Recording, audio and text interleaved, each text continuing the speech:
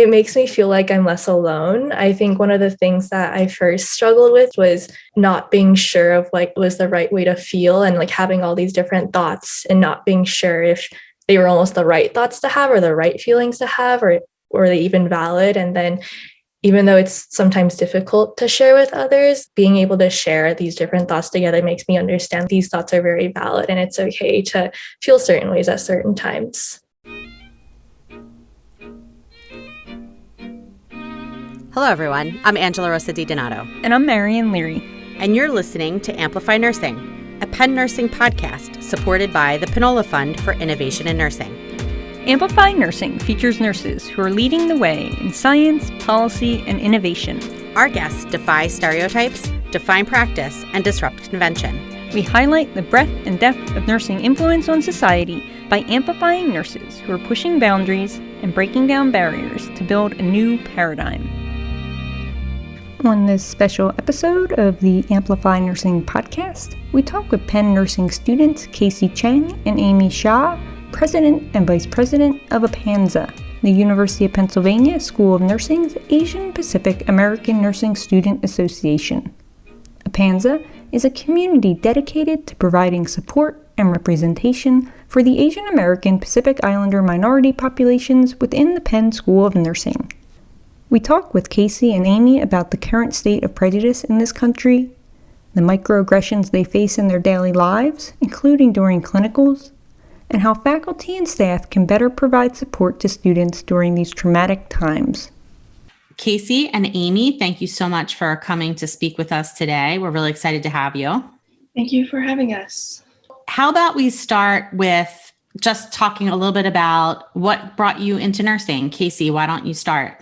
Sure. So I think growing up, I was pretty interested in the medical field. I remember in elementary school, at the library, I would check out books on ambulances and stuff or whatever. But I think in high school, I started to realize that a lot of my strengths and interest leaned a lot more towards the human relation side and personal relationships. And then so I thought nursing was a good intersection between the two, just because for me personally, I found that being able to build relationships with patients in addition to treating their physical state was a lot more fulfilling to me personally. And so that's kind of why I chose nursing. How about you, Amy? Yeah, so I think I've always been pretty interested in the science and the healthcare field. That was what I was really interested in throughout high school. I was actually really involved with the American Red Cross in terms of volunteering. So I ended up teaching CPR hands-only classes and first aid classes. I think what stood out to me was being able to form those very human relationships with people and form those genuine connections. So I felt like when looking at healthcare and nursing was where I'd be able to do that. So I just kind of took a leap into that. And then since coming into Penn and learning more about nursing, I feel like it's definitely an area that I find myself really loving and really having a passion for. That's great. So you are both junior nursing students at the University of Pennsylvania School of Nursing. Why don't you tell us a little bit about that? Sure, I can go. And then Amy, if you have anything, you can add on. But Amy and I both joined APANSA, which stands for Asian Pacific American Nursing Student Association, our freshman year as freshman liaisons, which was a board position that existed to kind of connect executive board with the freshman class. And we've both been on board ever since. APANSA exists as a support group for Asian American nursing students. I think when it was originally founded in 2011, there weren't that many students of color in nursing. And so being able to be a support group was really important. And I think in the past few years, as APANSA has grown, which has been absolutely amazing to see, we've also begun to do a lot more external work in terms of advocating for communities to fill out the census or other social justice work, in addition, of course, to our internal bonding and our internal activities as well. How many students do you have that belong to the organization? I would not say we have any very exact number. I think so our executive board currently has 10 people on it, I believe. And then we have a group me that like represents our entire organization. And I think that has like over 50 members in it, but then there's always differing number of people that come to our different events. So it's a very like casual organization. We don't require attendance to all our events or anything. It's just whatever members feel comfortable going to, whatever they're interested in. So there are always members that are more active than others and members that show up to more events. But so overall, the number does definitely differ. But I would say our events usually have around 10 to 20 people who come every time. That's great. So why don't you tell us a little bit about what's the mission of APANZA? Why did it start and what does the organization do? So APANZA was founded in 2011, and I think I might have mentioned this a little bit before, but it existed as like a support group. I think coming to Penn as like a student of color can be a little bit disorienting, and especially in the School of Nursing and also in like a healthcare setting, without a support group, I think it can I think individuals can very easily feel like othered or just have a more difficult time navigating. So that was what kind of APANZA was like in its first few years. There was a lot of internal internal like club activities like surrounding food and things like that.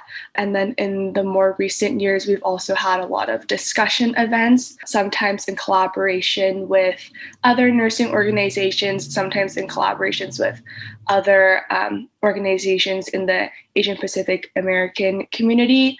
And these discussions usually surround being like a student of color or person of color in the healthcare system, or it can address like our upbringings as like children of immigrants, or just like anything else that I think is unique to our experiences and just provides a place for people to share.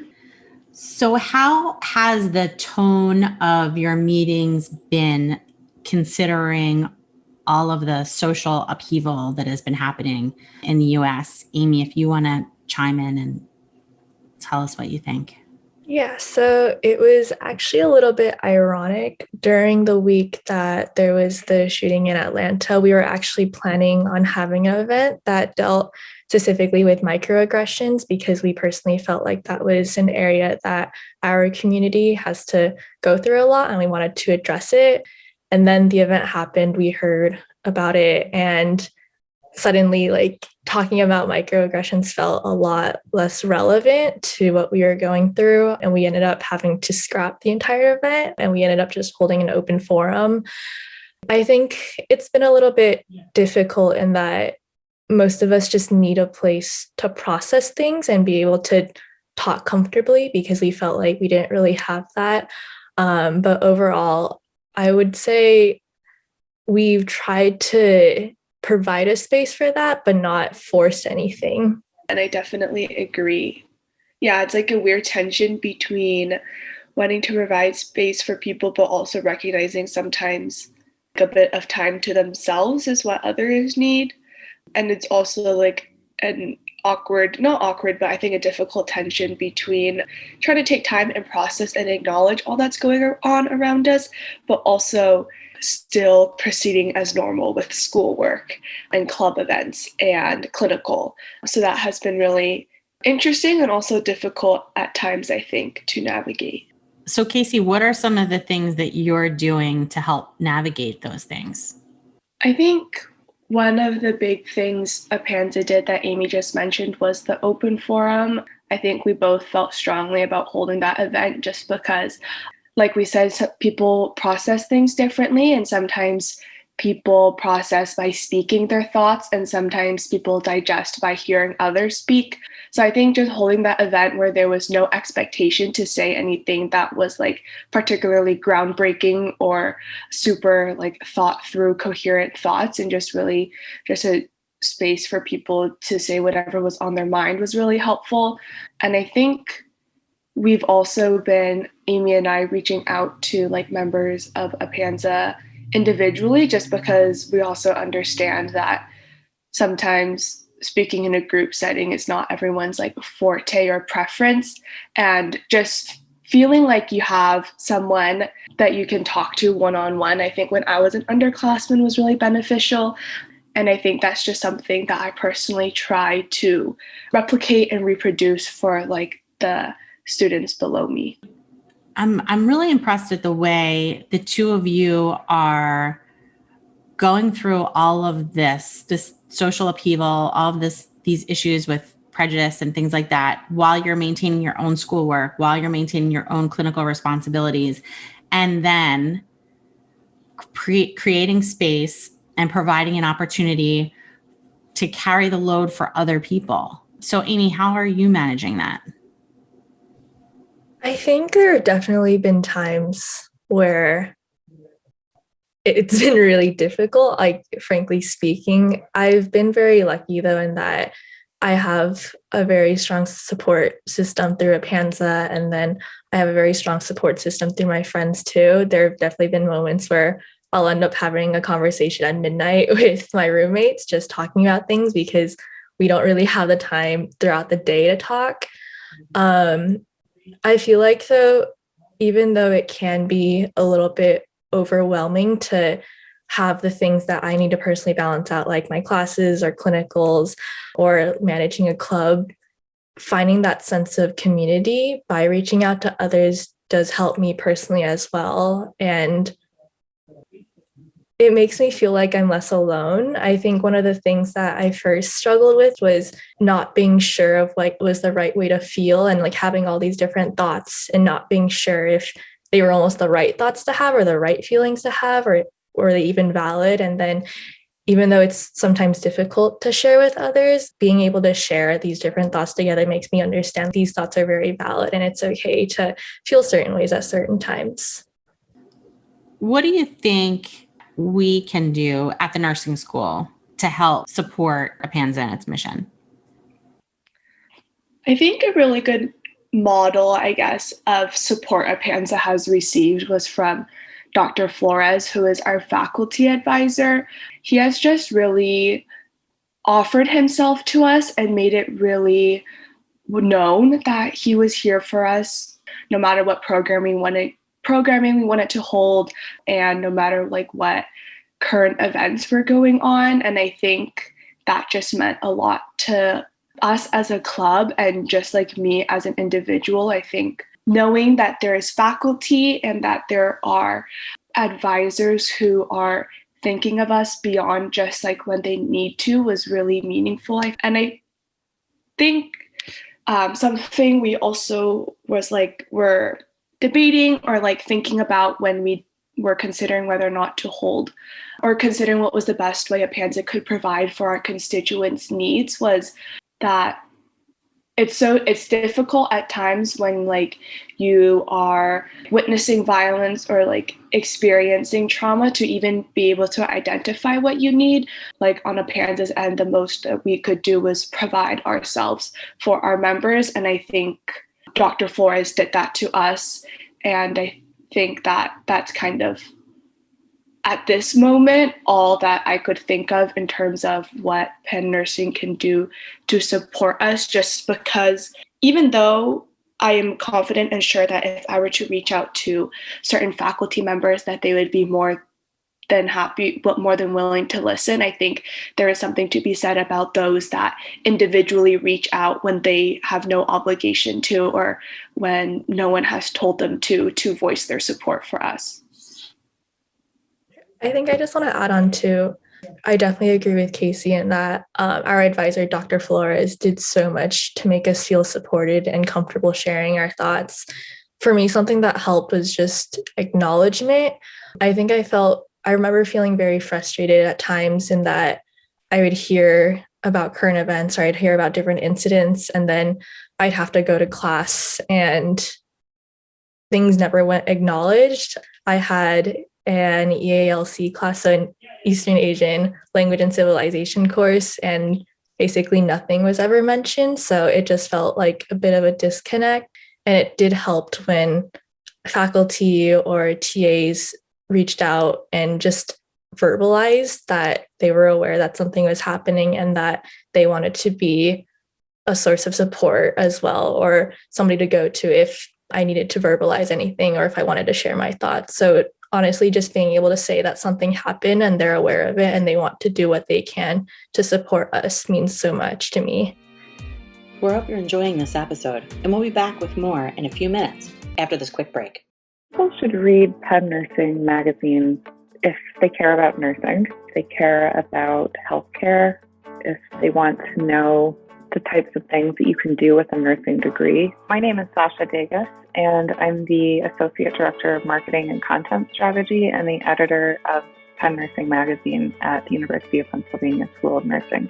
Penn Nursing Magazine is a flagship publication for the School of Nursing, and we publish twice a year in the spring and the fall. We're kind of loosely calling this our social justice issue. We really looked at, a whole range of things. Our feature packages 3 stories and covers everything from the research on trauma and vulnerable populations, as well as the ways in which our undergraduates rallied around the 2020 census and elections. It's been interesting to see the scope of what social justice can actually be and how it relates to nursing. And I think that the feature does a really good job of unpacking some of that. If you want to read the Penn Nursing Magazine, you can go to nursing.upenn.edu. You'll want to go to our News and Events tab, and under there, School Publications. You can either click there and read it digitally and sign up to receive it in the mail. I think that so many of us have always had a focus on, especially recently, the struggle of the African American community. And I think that this is something that has taken a little bit longer to come to light. I would imagine probably just because there's, less people to sort of spread the word and talk about their experiences. But have you experienced issues with microaggressions in your daily life here? Sometimes I think it's difficult to identify microaggressions for me personally because they can be so micro and because they are so ingrained in society almost. But I remember one time during clinical last semester on med-surg, I was in a patient room with Amy and we were changing the patient's bed linens, and it was the 2 of us plus one other Asian American female student, and she was expressing to us how thankful she was for our help, and then transitioned into asking us where we were from, which I think I'm really grateful that these days most people acknowledge that the question of where are you from is quite the microaggression and quite loaded. But I remember sharing a look with Amy and debating how to answer it. And we both ultimately told her that we were from Southern California, only to be further prompted with where are your people from. And then after we shared that, she also asked us about our religion and asked if we were Buddha, which we took to interpret meant if we were Buddhist. But I think it's some things like that. It's things like that that can be so well intentioned, right? Because she was obviously did not mean any harm because she was really grateful for our help and was just trying to make conversation. But it also just goes to show how ingrained stereotypes and microaggressions are in our society and how they can just come out and put the receiving end in such an uncomfortable and difficult position, because then we were confronted with whether or not we say anything, because we are students and we are also student nurses and she is the patient, and there's weird power hierarchies there. There was also the question of if we say something at this moment, will it even have an impact on the greater scheme of things? And so it was just really, in that one instant, there were so many things going through my head. And it's interesting because I feel like for the patient, after she leaves the hospital, she might not have even ever remembered she said that to me. But for me, it sticks with me, and I think will unfortunately impact perhaps me, or it impacts, I think, future clinicals or future patient rooms I went to. Will I be asked this question again? How will I answer these questions next time? Or how will I navigate this conversation? So that's just one of the examples that I think came to mind. Amy, how about you?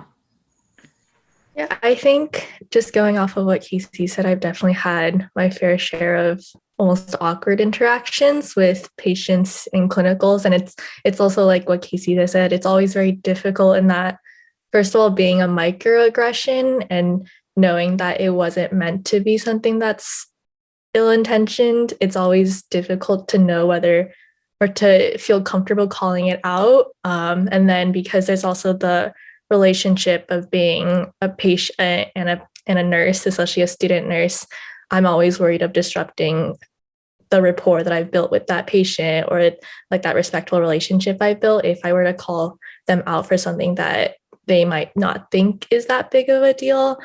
But I will agree on what Casey said on that. It does definitely affect my relationship with the patient. There will be times where I'm just a bit more hesitant to go back into their room or interact with them more because I don't want to hear those comments again, but I'm not really sure how to call them out on it just because it feels like it shouldn't be a big deal, but at the same time, it is a big deal to me. Yeah, I think it's a really difficult position for anybody to be in, because if you run the risk, if you are trying to correct that behavior of making the patient uncomfortable and you're kind of stuck together, it's this weird dynamic. It's not like you're out in the world and you have a choice in the interaction. You know what I mean? Nursing is partially a forced interaction. So you have that. It's a really tricky thing to navigate. And I think that you guys are doing a pretty good job so far. But it's a challenge, and I can really see how difficult it must be for you to have to deal with patients that are making commentary that is insensitive and potentially hurtful to you. What do you think that we can do to make it different? What are some things that you think a patient could do? Because Casey, your example was actually a great example, right? So it's a patient who is grateful for your help and wants to try and get to know you a little bit better. And, unfortunately, they started saying insensitive things, but it sounds to me that you took it as the patient was trying to get to know you a little bit better. So what do you think would be a better approach for someone who would like to get to know you a little bit better? Recently, what I've seen and what I've experienced is just like the power of open and honest conversation. I think, when you're caught in that situation, like I said, there's so many things running through your mind that it's difficult to be able to respond promptly and engage in a conversation then. But something that is like quite hopeful to see, I think, is our generation these days and how much more willing certain people are to engage in these conversations, especially topics that would normally cause a great amount of conflict. And I think it needs to be an effort on everyone's end, just because everyone is also at different places in terms of unlearning their biases and figuring out where their subconscious biases lie.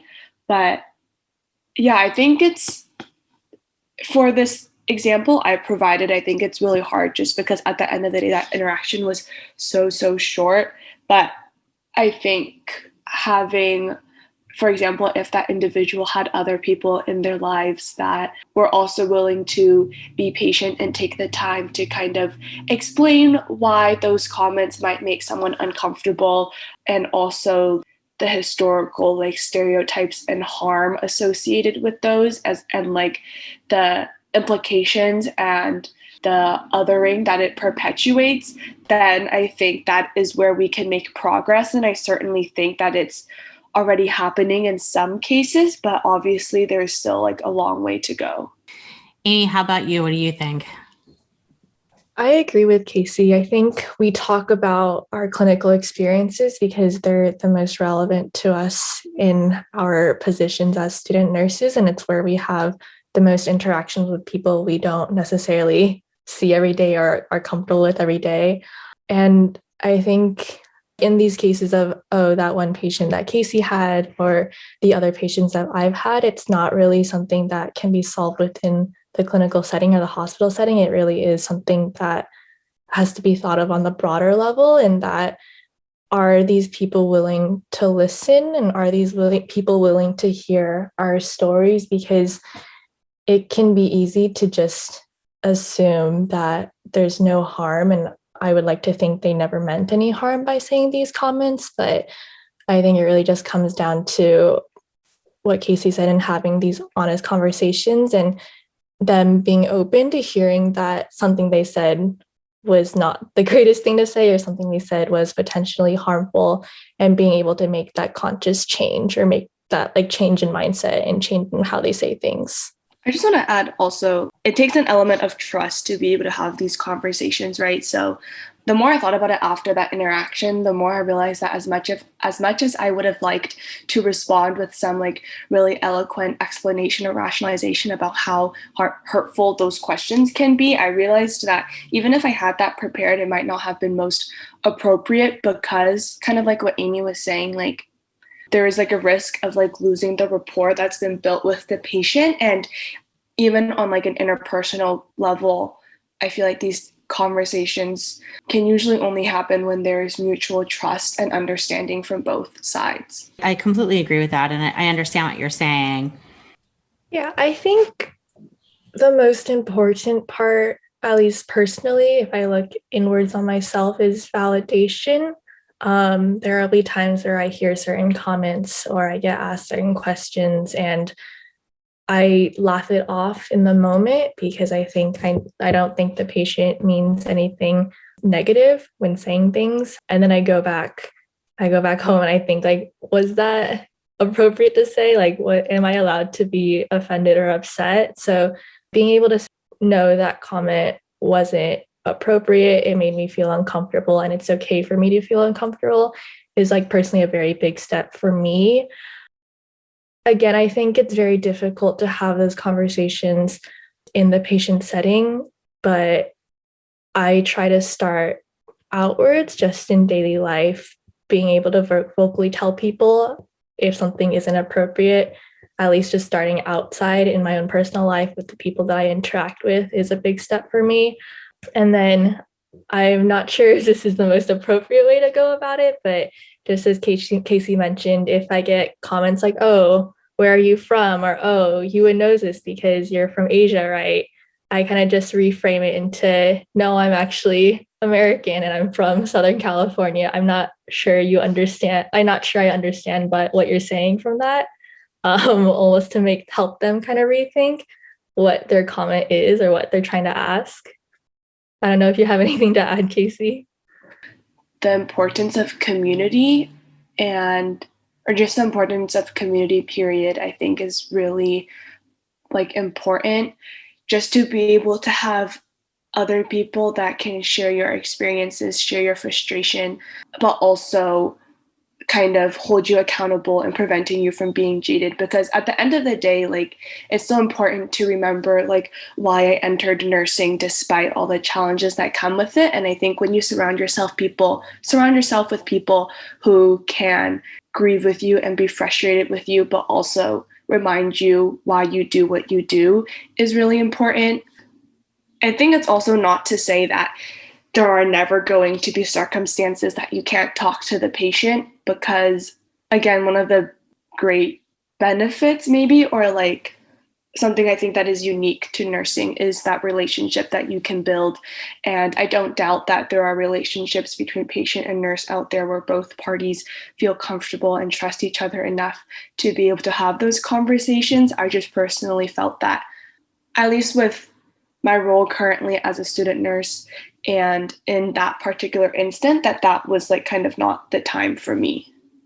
I completely get that. And I think that as a clinical educator, I struggle with, how do I allow my students autonomy and yet protect them from things that I see, because I'm not always there for things that happen. And, and yet also give them the ability to handle things on their own. I work with graduate students, so they tend to be, a little bit older. They were professional nurses at one point. So, but yet they're still in a vulnerable position as students. And what I was hoping to gain from you, and I did, was a little bit of insight into what it feels like being on your side, to see how as educators, clinical educators, and instructors in the School of Nursing that we can support our students as they go through challenging things and come in contact with challenging people, because the reality of it is it's going to happen. I can also appreciate the fact that you recognize that, you weren't ready to have that conversation with that particular patient. And it's definitely hard. It's hard to confront people and call people on their things. And it's even more difficult to do it in such a way that you don't burn that bridge or challenge that relationship in such a way that it no longer functions appropriately. Okay, so what kind of events do you have coming up that you're looking forward to? I think for like the 2020 to 2021 school year, we just about wrapped up our programming for APANZA in terms of events, just because with the end of the school year. But something I'm personally looking forward to two events, both of which are still kind of like in the making and not completely formalized, but I really hope will happen. The first being a welcome event for the accelerated BSN students. In February, we recently added 2 members to our executive board, ABSN liaisons, and they, similar to freshman liaisons, exist to serve as like a bridge between the ABSN cohort and APANZA, just of the nature of like ABSN curriculum and their stages of life. Oftentimes there's like a bit of a disconnect, but at the end of the day, APANZA exists to serve nursing students at all undergraduate levels. And so being able to hold that welcoming event for them, or just any type of event for ABSN students specifically, I think will be really exciting to see, because it represents a next step in APANZA's history in being as inclusive as possible.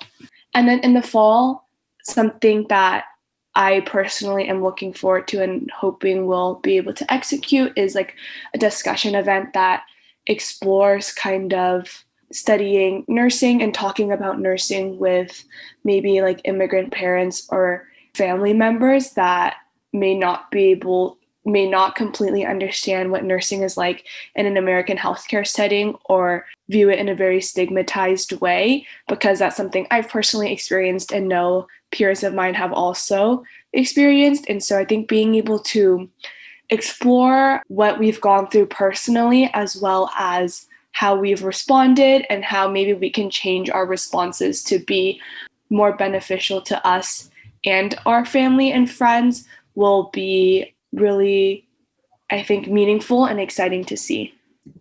I can add on to that. So like Casey said, we just about wrapped up our programming for the school year. We actually have one last thing planned out, and I'm personally very excited for that. And that we're planning on creating a welcome video for the incoming class of 2025.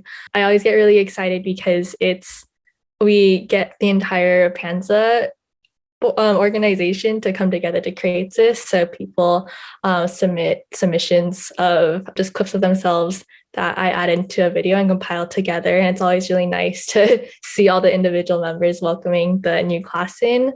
Casey also mentioned this event, but I'm also very excited for it, is the discussion surrounding talking about nursing with immigrant parents who may not necessarily understand the role of nurses within the American healthcare system. I think it's also something that's very personal for me, and it's something that has been on my mind since I first started at Penn Nursing, and it's something that I'm really excited to unpack and to talk about with my peers. That's great. They sound like excellent things that are coming up. Really exciting for both of you. Is there anything else that you would like anybody to know about your organization before we wrap up? 2021 is actually APANZA's 10-year anniversary, and we held an event last Friday that included some alumni, and we just kind of took a short walk down memory lane about APANZA events. And I think it's really exciting to see how much APANZA has grown, and I think it's quite the challenge for Amy and I, but I think we're both also equally passionate and driven to continue the growth of APANZA, to continue fostering community within the API community at Penn and at Penn Nursing, but also begin to kind of like stretch outwards into the greater Philly community. I think just echoing what Casey said, it really is amazing to see how much like Panza has grown from since it was first founded, and even just within Casey and my 3 to 4 years here at Penn, we've always existed to be a support group and a community, and we want to keep preserving those values no matter where we go. Hello, Marion. Hello, Angela. How's it going? It's amazing. How are you? I am good. I really enjoyed your conversation with Casey and Amy from Apanza. Yeah, it was a great conversation. It was really nice to be able to talk to them and see the great things that they're a part of at Penn. I was super impressed with them. For as young as they are really leaders in the undergrad community at Penn. They've created this amazing platform and support for the Asian American and Pacific Islander community at Penn Nursing. Yeah, and they talked about how their group celebrated their 10-year anniversary, and it's also Asian American and Pacific Islander Heritage Month, so it's a nice time to really highlight the work that they're doing, but also in the context of everything that's going on in this country right now with the rise in hate crimes against Asian Americans and Pacific Islanders. For us as faculty and staff and other students at Penn Nursing, and globally, to just really get a sense of what our students have gone through over this past year on top of the pandemic, but the rise in hate crimes and prejudice as well. For us to really acknowledge that our students are suffering, they do need support, and we really need to be aware of that and reach out to them and make sure they know that they are supported. Yes, so very true. Amy and Casey were brave enough to talk about some of their own experiences with some difficulties they've had in clinical and how they're related to. And as I said, it's really impressive that they're able to articulate it and, again, provide a space for other people to heal. Right. And it's a shame they shouldn't have to deal with that in clinicals, in class, or wherever out in the community, in the world that they are. And, hopefully, eventually these things will change and get better. But again, it's our job to support them as much as we can. Amplify Nursing is hosted by Dr. Angela Rosa DiDonato and Marion Leary, and produced by the University of Pennsylvania School of Nursing, with special thanks to our Department of Information Technology Services for their assistance. Music for the podcast was created by Harper Leary. The podcast is made possible by the Krista and Rich Pinola Fund for Innovation in Nursing. Follow us on Twitter at Penn Nursing. Until next time, keep pushing over, under, around, and through. We want to thank you for listening to the Amplify Nursing podcast and remind you to subscribe to the podcast on iTunes, Spotify, Google Play, iHeartRadio, or wherever you enjoy your podcast listening. And if you can, please do us a solid and rate and review us as well. It will go a long way in amplifying our episodes.